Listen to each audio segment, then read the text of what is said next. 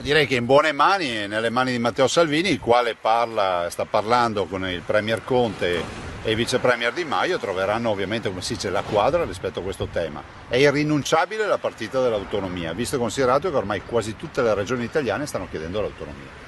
Ma guardi, si legge di tutto, vedo impegni, vedo anche volontà di portare avanti velocemente la partita. Abbiamo sostanzialmente la necessità di sottoscrivere l'intesa e poi l'altra fase importante è quella di discutere del tema in Parlamento. Il Parlamento potrebbe decidere di discuterne prima e firmiamo l'intesa dopo.